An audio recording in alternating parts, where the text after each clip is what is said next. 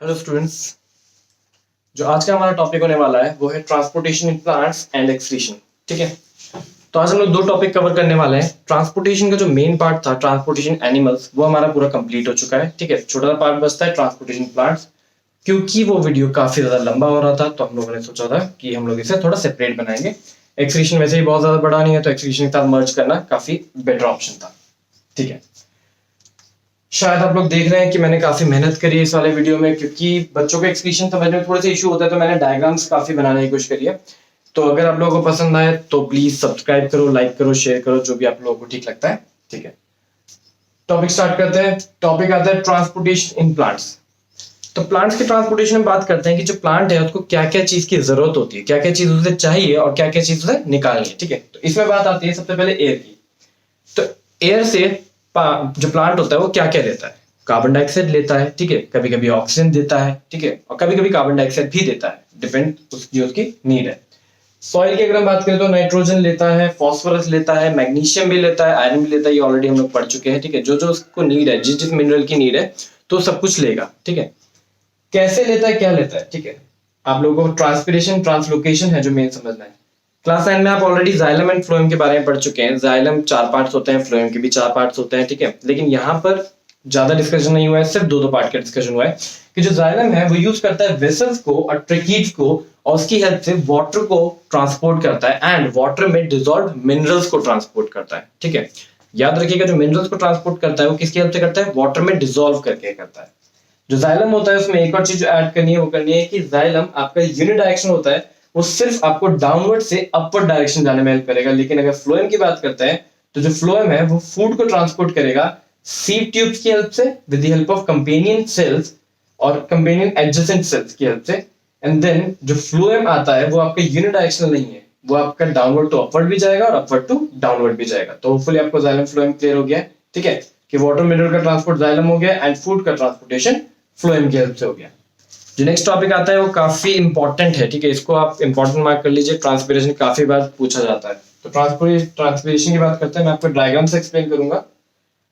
Transpiration, अच्छा पहली चीज, ट्रांसपिरेशन होता क्यों है? तो ट्रांसपिरेशन इसलिए होता है कि अगर प्लांट की हाइट होती है थोड़ी कम, छोटी, तो जो भी उसको रिक्वायरमेंट है, चाहे मिनरल की हो, वाटर की हो, ठीक है, किसी भी चीज की हो, तो आराम से एक जगह से दूसरी जगह पहुंचा सकता है। लेकिन जब प्लांट की हाइट बढ़ जाती है तो इश्यूज आ जाता है। क्यों? क्योंकि काफी ज्यादा ग्रेविटी के ऑपोजिट उसे वर्क करना है, और फूड हो या वाटर हो, किसी भी चीज को तो काफी नीचे से काफी ऊपर तक पहुंचाना है। तो उस वक्त क्या होता है? तो उस वक्त वहां पर ट्रांसपिरेशन हेल्प करता है। ट्रांसपिरेशन में करता क्या प्लांट? प्लांट अपने एक ऊपर वाले रीजन से, एरियल पार्ट से, ठीक है, कैनोपी है, कैनोपी में जो एरियल पार्ट है वहां से स्टोमेटा की हेल्प से वाटर लॉस करता है। तो सबको पता है लीव्स है, लीव्स के ऊपर स्टोमेटल पोर्स है। ठीक है, सॉरी, नीचे स्टोमेटल पोर्स है, ऊपर आपके क्या होता है? क्लोरोफिल प्रेजेंट होता है। तो नीचे स्टोमेटल पोर्स प्रेजेंट है, गार्ड सेल की हेल्प से ओपन किया जाता है और जानबूझ के वाटर लॉस किया जाता है। जब वो वाटर लॉस करेगा यहाँ पर, तो वाटर लॉस करने की वजह से एक सक्शन रीजन क्रिएट होता है। यहाँ पर क्या? एक सक्शन क्रिएट होता है, और सक्शन की वजह से ये लो प्रेशर रीजन क्रिएट होता है, और जो रूट्स है वो ऑलरेडी वाटर ले चुकी है, तो यहाँ पर हाई प्रेशर क्रिएट हो चुका है ऑलरेडी। वाटर रूट्स के थ्रू अंदर आ चुका है, लेकिन वाटर को हाइट में जाने में प्रॉब्लम हो रही है। तो प्लांट ने क्या किया? प्लांट ने यहां से वाटर लॉस किया। जब वाटर लॉस किया, वाटर लॉस की वजह से ही वो वाटर को गेन कर पा रहा है। तो यहाँ पर क्वेश्चन ये भी आता है, यार वाटर को लॉस कर रहा है, वाटर को गेन कर रहा है, फायदा क्या हुआ? तो फायदा ये हुआ कि जो मिनरल्स प्रेजेंट है, मैंने आपको यहाँ बताया था कि जो मिनरल्स है वाटर में मिक्स होके ही ट्रैवल करते हैं। तो जो वाटर यहाँ पर ऑलरेडी प्रेजेंट था वो ऐसा वाटर था जिसमें मिनरल्स नहीं थे, वो सारे यूज अप हो चुके थे। अब वो फ्रेश वाटर ले रहा है जिसमें फ्रेश मिनरल्स है। ठीक है, इसकी रिक्वायरमेंट पूरी होगी। तो ट्रांसपिरेशन हुआ क्या? आपका जो प्लांट होता है वो रिमूव करेगा वाटर को, the loss of water through the aerial part of a tree. ठीक है, अपने एरियल पार्ट से वाटर को लॉस करना, सो दैट वो नीचे से न्यू वाटर को खींच सके। ठीक है, नेक्स्ट टॉपिक आता है आपके पास ट्रांसलोकेशन। ठीक है, लास्ट टॉपिक है आपका ये। तो ट्रांसलोकेशन की अगर हम बात करते हैं तो ट्रांसलोकेशन होता है फूड का, पहली चीज। दूसरी चीज, अगर ट्रांसपिरेशन की बात करते हैं तो ट्रांसपिरेशन सिंपल फिजिकल प्रोसेस से आप समझ सकते हैं कि भाई डिफ्यूजन है, high pressure to low pressure चला गया। लेकिन ट्रांसलोकेशन की अगर बात करी जाए तो ट्रांसलोकेशन में आपको प्रॉपर एनर्जी की रिक्वायरमेंट होती है। आपका एटीपी जो एडिनोसाइन ट्राइफॉस्फेट मॉलिक्यूल है वो ब्रेक होगा, एनर्जी जनरेट होगी, तब जाके आयंस एक जगह से दूसरी जगह ट्रैवल करेंगे। दूसरी चीज आपको पता है कि जो ट्रांसलोकेशन होता है वो यूनिडायरेक्शनल नहीं होगा, क्यों? क्योंकि वो फ्लोएम की हेल्प से किया जाता है। तो वो जो फूड जनरेट हो रहा है कहाँ पर, लीव्स में, फोटोसिंथेसिस की हेल्प से वो जो फूड है वो चाहे साइडवेज जाए, चाहे अप जाए, चाहे डाउन जाए, वो कहीं पे भी जा सकता है, ठीक है, जहां पर उसकी रिक्वायरमेंट है। अगर स्प्रिंग चल रहा है एंड वहां पर आप देख रहे हैं कि भाई रिक्वायरमेंट है न्यू बर्ड्स को, तो वहां पर फूड जाएगा। यहाँ पर हमारा ट्रांसपोर्टेशन खत्म हो जाता है। नेक्स्ट टॉपिक आता है एक्सक्रीशन, जो आज का मेन टॉपिक है, ठीक है। तो एक्सक्रीशन में सबसे पहले एक ओवरव्यू दूंगा, ठीक है, धीरे धीरे स्टेप बाय स्टेप समझाऊंगा, ठीक है। ये मत सोचना कि सर ये वाला पार्ट आप पहले क्यों करा रहे हैं, बाद में क्यों करा रहे हैं। 10 साल का एक्सपीरियंस है, कहीं ना कहीं काम आएगा, ठीक है। जिस सीरीज में मैं कराऊंगा उसी में समझिए। सबसे पहले बात करते हैं कि एक्सक्रीशन में, तो एक्सक्रीशन में मेन 4 चीजों का ध्यान रखेंगे। सबसे पहले आ गया आपके पास किडनी, ठीक है। किडनी के बाद आएगा यूरेटस, यूरेटस के बाद urinary bladder and urinary bladder के बाद यूरेथ्रा। ये 4 चीज सीरीज में चलेंगी। तो सबसे पहले किडनीज है, किडनीज में आपकी आर्टरीज आएंगी, आर्टरीज एंटर करेंगी, ब्लड को प्योर करेगी और प्योर ब्लड वेन्स के थ्रू बाहर। जितनी भी इंप्योरिटी कलेक्ट हुई वो सारी इंप्योरिटी आपकी यूरेटस के थ्रू यूरिनरी ब्लडर में एंड यूरिनरी ब्लडर से यूरेथ्रा से आउट, ठीक है। वेस्ट आपके 3 टाइप के होते हैं, सॉरी 3 टाइप के वेस्ट हैं। पहला टाइप जो गैस है, जो आप लंग से देख चुके हैं कि लंग से गैसियस वेस्ट आपका एक्सचेंज हो जाता है, सारा का सारा बाहर चला जाता है। सॉलिड की बात करते हैं, सॉलिड वेस्ट की, तो सॉलिड वेस्ट क्या है हमारा, stomach, small intestine, large intestine and then उसके बाद एनस के थ्रू बाहर जितने भी वेस्ट जनरेट हुआ सारा का सारा बाहर। यहाँ हम लोग देख रहे हैं लिक्विड वेस्ट, तो लिक्विड वेस्ट सारा का सारा किडनीज में जनरेट होता है and ureter, urinary bladder and urethra के थ्रू बाहर। होपफुली एक मेन लॉजिक जो है, थोड़ा सा कॉन्सेप्ट जो है वो बैठ गया आप लोगों का। थोड़ा सा डिटेल में बात करते हैं, अभी भी थोड़ी डिटेल में, मेन डिटेल यहाँ पर है। किडनीज के लिए बोल रहा है, it removes waste from blood and produces urine. Blood में से सारा का सारा टॉक्सिक वेस्ट निकाल दिया एंड देन उसके बाद प्योर ब्लड को भेज दिया और बनाया क्या, यूरिन। अब वो यूरिन एक जगह से दूसरी जगह जाएगा कैसे, किडनी से कहाँ जाना है उसे, यूरिनरी ब्लडर तक जाना है, जहां पर वो स्टोर्ड रहेगा। तो वो कौन लेके जाएंगे, यूरेटस। तो सिंपल, यूरेटस क्या हुए, वो डक्ट्स हैं जो किडनी से ब्लैडर तक वेस्ट को पहुंचाती है। होपफुली कोई दिक्कत नहीं होगी यूरेटस में।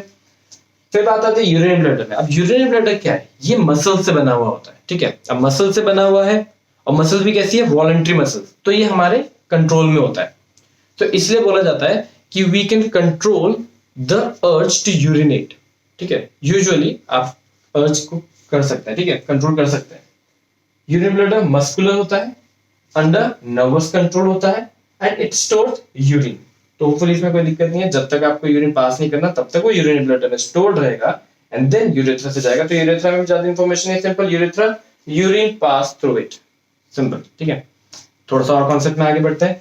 अब यहाँ पे मैंने सारी डिटेल बनाई है, ठीक है। ये आपके पास नेफ्रॉन है, ठीक है, जो किडनी की फंक्शनल यूनिट होता है।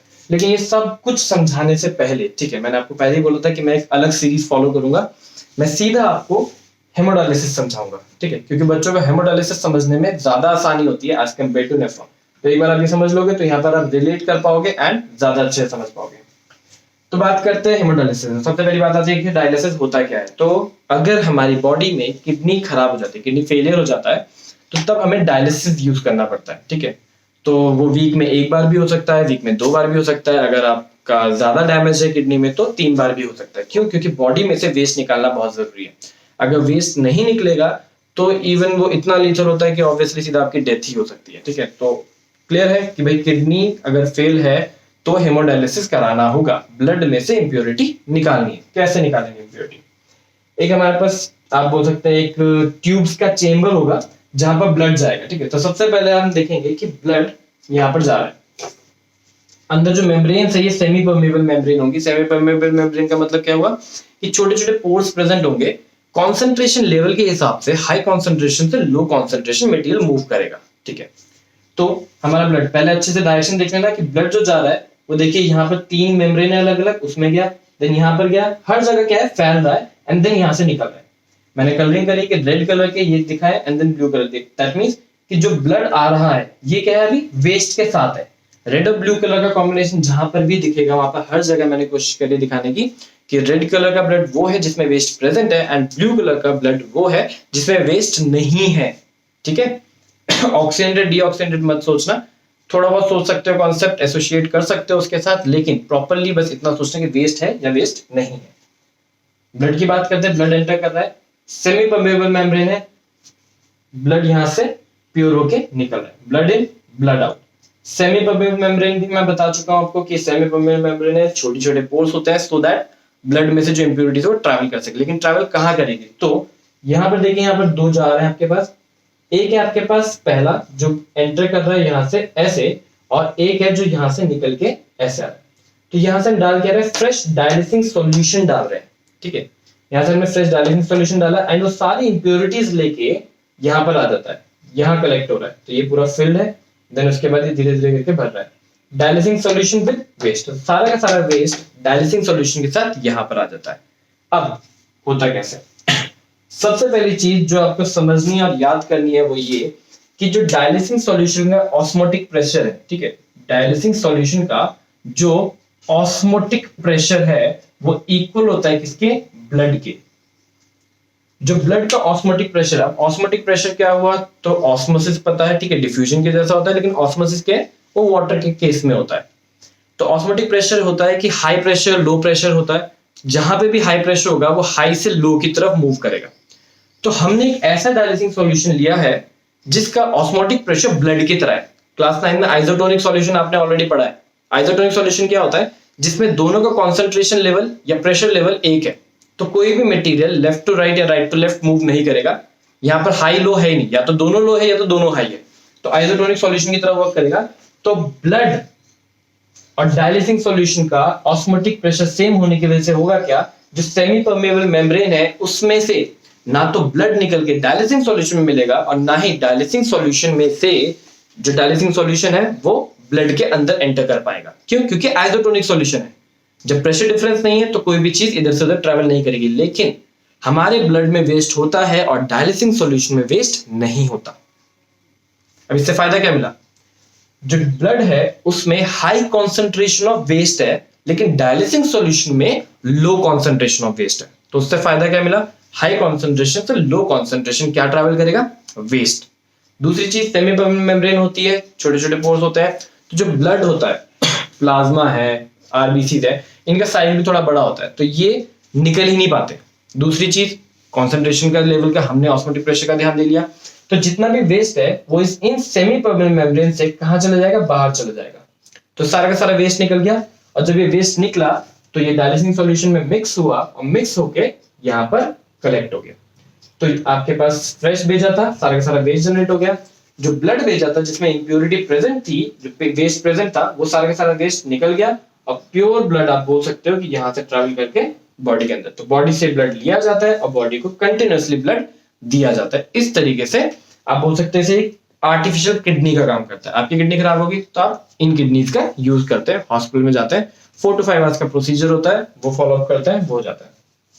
तो होपफुली ये चीज आपको क्लियर हो गई होगी। अब अगर ये क्लियर हो गया तो इससे हम लोग देखेंगे कि हमारी बॉडी इसको कैसे करती है। एग्जैक्टली यही सेम काम है, ठीक है। तो हमने इसको यहाँ कॉपी किया है, बट क्योंकि समझना आसान होता है तो ये मैंने आपको समझा दिया। अब हम बात करेंगे नेफ्रॉन की। तो किडनी हमारा यूरिन प्रोड्यूस करती है, लेकिन कैसे? किडनी के अंदर ऐसा क्या है? तो सारा का सारा जो क्रेडिट जाता है वो जाता है नेफ्रॉन्स को। तो नेफ्रॉन्स क्या है? नेफ्रॉन्स को हम बोलते हैं they are the functional unit of kidney. मतलब किडनी का जो मेन फंक्शन है, जो सारा फंक्शन है, वो कौन संभालता है? नेफ्रॉन संभालता है। तो नेफ्रॉन का स्ट्रक्चर आपका ये है, ठीक है। नेफ्रॉन से पहले मैं आपको दिखाऊंगा, नेफ्रॉन में दो चीज होती है, ग्लोमेरुलस एंड बोमेन कैप्सूल। तो अगर मैं बात करता हूँ रीनल आर्टरी की, ये कौन सी रीनल आर्टरी है? वो ये वाली रीनल आर्टरी है। यहां से ब्लड आया और कहां एंटर किया? किडनी में। तो एग्जैक्टली ऐसी यही आर्टरी है जहां से जा रहा है, ठीक है। ये आपका आर्टरी है और आर्टरी से कैपिलरीज बनती है। यहाँ पर क्या चाहिए आपको? क्लस्टर ऑफ कैपिलरीज होती है, जो बोमेन कैप्सूल के अंदर एक ग्लोमेरुलर स्ट्रक्चर है। उस स्ट्रक्चर का यहाँ पर हम लोग थोड़ा ध्यान से देखेंगे। तो कुछ होता है इस तरीके से कि जो ब्लड आता है वो सारा का सारा वेस्ट इसी जगह पे, जिसे इनिशियल फिल्ट्रेट कहते हैं स्पेशली, ठीक है। इनिशियल फिल्ट्रेट वहीं पर सारा का सारा फिल्टर हो जाता है। अब इनिशियल फिल्ट्रेट में निकलता क्या क्या है? तो इनिशियल फिल्ट्रेट में आपका वाटर निकल जाता है, ग्लूकोज निकल रहा है, नाइट्रोजन वेस्ट निकल रहा है, टॉक्सिन निकल रहा है, सॉल्ट्स निकल रहे हैं मेजर, एंड अमीनो एसिड निकल रहा है। ऐसा नहीं कि सिर्फ 6 चीजें निकलती हैं, बहुत सारी और चीज निकलती है। मैंने चूज करी है बस ये 6 चीजें जो इंपॉर्टेंट मुझे लगी है, ठीक है। तो ये सारी चीजें यहाँ पर निकल जाती है। तो ब्लड आया, वेस्ट के साथ भी आया और काफी इंपॉर्टेंट सारी चीज भी होती है उसके साथ, लेकिन वेस्ट तो निकलता है लेकिन साथ में बहुत सारी इंपॉर्टेंट चीजें भी निकल जाती है। तो ये जो ब्लड आ रहा है रेड कलर का, इसमें वेस्ट भी है और काफी इंपॉर्टेंट चीज भी है। और जो ब्लू कलर का आ रहा है ये वेस्ट नहीं है, इसमें काफी इंपॉर्टेंट चीज भी लूज कर चुका है लेकिन वेस्ट नहीं है उसमें, ठीक है। तो आप बोल सकते हो कि ये ब्लड थोड़ा क्लीन है। अब अगर हम यहाँ पर बात करते हैं तो यहाँ पर इसी स्ट्रक्चर को थोड़ा सा और आगे कंटिन्यू करेंगे। आर्टरीज है, जो ब्लड आ रहा है उसमें वेस्ट है, वेस्ट सारा का सारा कहाँ निकल गया, ग्लोमेरुलस की हेल्प से सारा का सारा निकल गया, तो यहाँ पर आ गया। लेकिन वेस्ट के साथ साथ बहुत सारी इंपॉर्टेंट चीज भी आ गई, जिसको हम लोग किस नाम से जान रहे हैं, इनिशियल फिल्ट्रेट के नाम से जा रहे हैं, वहां पर सारी लिखी है। जब वो यहाँ पर आ गई है तो नेफ्रॉन की ट्यूब्स में इस तरीके से ट्रैवल करेगी। ये बनाया मैंने, थोड़ा सा सिंप्लीफाइड वर्जन बनाया मैंने, जो एनसीईआरटी में है वो थोड़ा सा कॉम्प्लिकेटेड है, बनाने में भी मुश्किल होती है। तो मैं गारंटी कर सकता हूँ अगर आप ये बनाते हैं तो टीचर हाफ मार्क्स भी कट नहीं करेगा। थोड़ा नीट क्लीन होना चाहिए, इवन मुझे बनाने में टाइम लगा, कोई बात नहीं, 4-5 बार प्रैक्टिस करोगे सब आ जाएगा, सिर्फ प्रैक्टिस ही चाहिए होती है और कुछ नहीं, ठीक है। तो अब बात करते हैं कि अगर यहाँ पर ब्लड आ गया है, जो वेस्ट जो निकलना था वो तो निकल गया, लेकिन बहुत सारी इंपॉर्टेंट चीज भी निकल चुकी है, तो उसका क्या होता है, रीअब्जॉर्प्शन। रिलेट कर रहा हूं मैं इससे अगेन, निकल कैसे रहा है, यहाँ पर आखिर हो क्या रहा है, यहाँ पे भी सेमी परमेबल मेम्ब्रेन है, यहाँ पर भी बहुत छोटे छोटे पोर्स होते हैं, उसकी हेल्प से क्या होता है कि जो जो वेस्ट होता है, जो जो अनवांटेड चीज है वो सारी सारी निकल जाती है, लेकिन जो ब्लड होता है वो नहीं निकलता। तो बॉडी भी सेम ऑस्मोटिक प्रेशर वाला जो बात है वो आप यहाँ पे फॉलो कर सकते हो कि सेम ऑस्मोटिक प्रेशर होता है, ब्लड नहीं निकलता लेकिन वेस्ट है, वेस्ट निकल जाता है, इवन वाटर, ग्लूकोज जो कि जरूरत वाली चीज है वो भी निकल जाती है। तो उनका क्या करना होता है, रीअब्जॉर्प्शन करना होता है। तो यहाँ से ब्लड निकला और ब्लड में से सारी इंप्योरिटीज खाली हो गई। अब यहाँ पर अगर हम लोग ध्यान से देखेंगे तो यहाँ पर जो हम बात करेंगे तो यहाँ पर सारा का सारा जमा हो चुका है।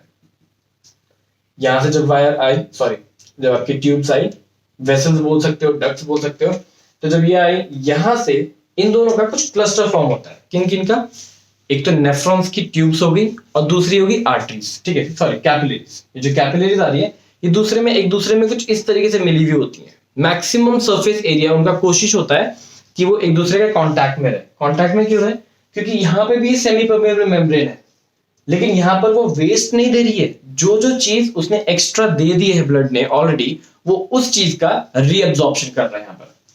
तो जो कैपिलरीज आ रही है वो कंटिन्यूअसली ट्यूब से टच है, और यहाँ से मैं जो दिखाना चाह रहा हूँ कि जो रेड कलर है दैट मीन्स यहाँ पर ये ऐसा ब्लड है जिसमें से कि वेस्ट था।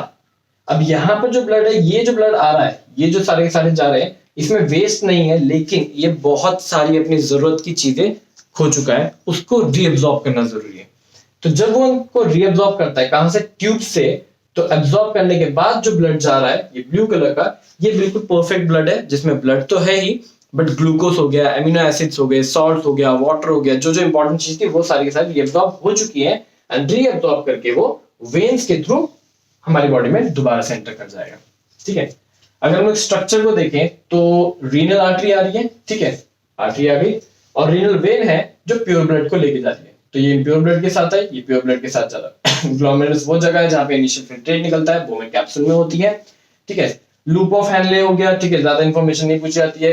इवन पीसीटी की और डीसीटी की भी इंफॉर्मेशन कुछ ज्यादा नहीं पूछी जाएगी। अगर थोड़ा बहुत लिखना चाहो तो आप पीसीटी है जो सबसे इंपॉर्टेंट है, यहाँ पर आप लिखना चाहो तो लिख सकते हो कि 65-70% जो वाटर का एब्जॉर्प्शन होता है, ठीक है, वो यहीं पर होता है, ठीक है। आयंस का भी रीअब्जॉर्प्शन होता है, वो भी सारा का सारा यहीं पर होता है। जो लास्ट में वो आता है आपके पास कलेक्टिंग डक्ट, तो जितना भी यूरिन होता है, कॉन्सेंट्रेटेड यूरिन फॉर्म जो होता है, वो सारा का सारा कलेक्टिंग डक्ट के थ्रू निकलता है।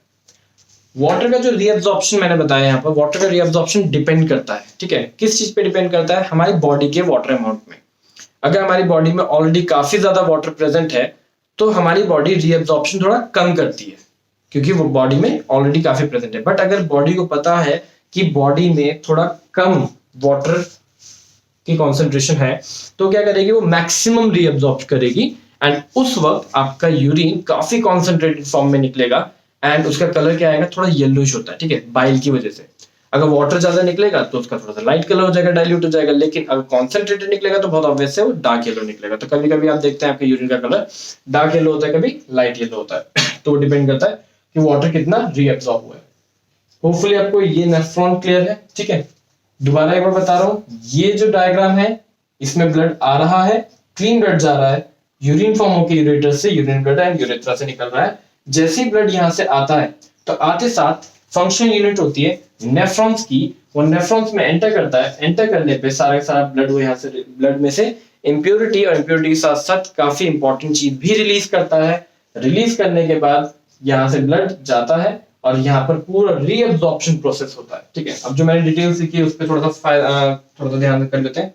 यहाँ की सारी डिटेल्स क्लियर हो चुकी है आपकी। रेनल आर्टरी आ गई, रेनल वेन ब्लड लेके जा रही है, यूरेटर्स हो गए, यूरिन ब्लड, यूरेथ्रा, ये आपका क्लियर है।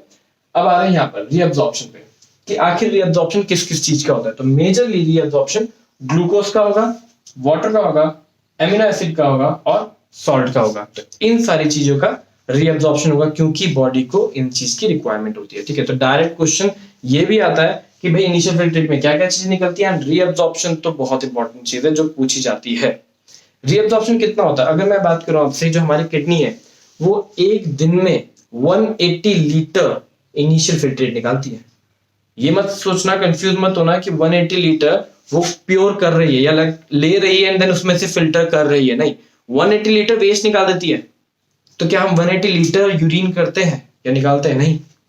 कितना निकलता है बॉडी में? 1.5 या मैक्सिमम 2 लीटर अ डे। ठीक है, तो यहाँ पे देखिए 180 लीटर मैंने लिखा है, 180 लीटर होता है जो पूरा इनिशियल फिल्ट्रेट होता है। सिर्फ 1 या 2 लीटर होता है जो हम एक्चुअली में यूरिन पास करते हैं। तो टोटल 178 या 179 लीटर का रीअब्जॉर्प्शन होता है। तो इमेजिन कर सकते हो कि ये रीअब्जॉर्प्शन कितना ज्यादा इंपॉर्टेंट टॉपिक है। ठीक है, तो इतना ज्यादा हमें रीअब्जॉर्ब करना होता है। तो होपफुली आपको नेफ्रॉन्स भी क्लियर है, किडनी भी क्लियर है। ठीक है, तो यहाँ पर हमारा पूरे चैप्टर की सीरीज कंप्लीट होती है। देन हम लोग जो नेक्स्ट चैप्टर करेंगे वो इलेक्ट्रिसिटी करेंगे। तो मिलते हैं उस चैप्टर में।